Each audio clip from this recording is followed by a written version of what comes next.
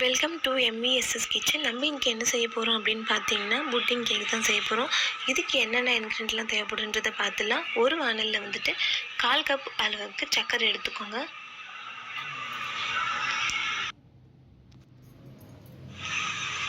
இந்த சர்க்கரையை நல்லா சிம்மில் வச்சு வறுத்துக்கிட்டே இருங்க. நீங்கள் ஹை ஃப்ளேமில் வச்சு சர்க்கரையை வறுத்தீங்க அப்படின்னா சீக்கிரமாகவே கருகிடும், ஒரு மாதிரி கசப்பு தன்மையை கொடுக்கும்.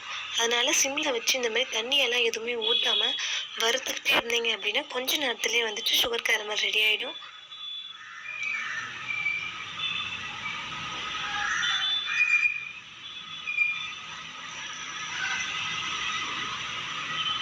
இப்போ இது ஆல் ரெடி ஆகிடுச்சு. இப்போ நம்ம இது ஒரு பாத்திரத்துக்கு நம்ம ஊற்றிக்கலாம். நீங்கள் எந்த பாத்திரத்தில் வந்துட்டு கேக் செய்ய போகிறீங்க, டிஃபன் பாக்ஸோ இல்லை உங்களுக்கு எந்த பாத்திரம் யூஸ்ஃபுல்லாக இருக்கோ நீங்கள் அதை கூட எடுத்துக்கோங்க. இந்த சுகர் கேரமலை அதில் வந்துட்டு ஊற்றிக்கலாம்.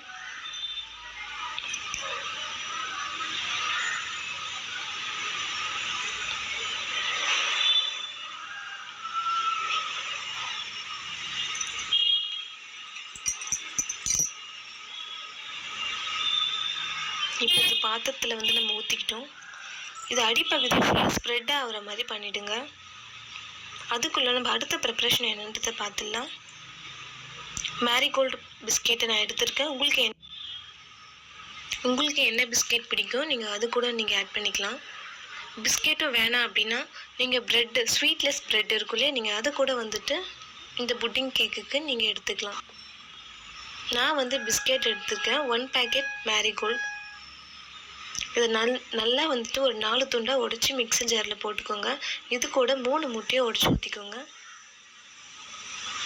நெக்ஸ்ட் 1/2 கப் அளவுக்கு சர்க்கரையும் சேர்த்துக்கோங்க.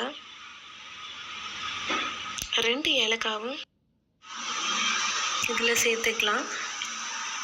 நீங்கள் ஏலக்காய் பிடிக்காது அப்படின்னா வெண்ணிலா எசன்ஸ் கூட சேர்த்துக்கலாம்.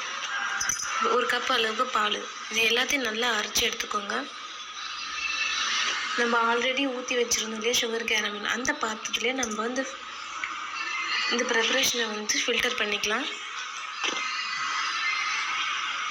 இப்போ இது ரெடி ஆகிடுச்சு. ஒரு இட்லி பாத்திரத்தில் அடியில் ஸ்டாண்டு வச்சுக்கோங்க. அந்த ஸ்டாண்டு முழுகிற அளவுக்கு தண்ணி ஊற்றிக்கலாம். அதுக்கு மேலே நம்ம ரெடி பண்ணி வச்சுருந்த கிண்ணத்தையும் உள்ளே வச்சுட்டு சின்னதாக அதுக்கு மேலே தட்டு போட்டு மூடிட்டு இட்லி மூடியை போட்டு மூடி வச்சுருங்க. இது ரெடி ஆகிறதுக்கு மேக்ஸிமம் 30 மினிட்ஸ் ஆகும். சிம்மில் வச்சு தான் பண்ணணும்.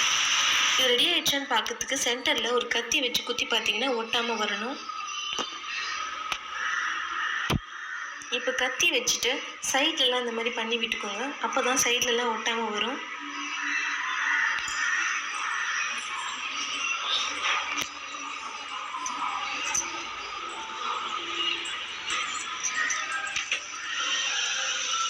நம்ம இப்போது தட்டுக்கு இதை மாற்றிக்கலாம்.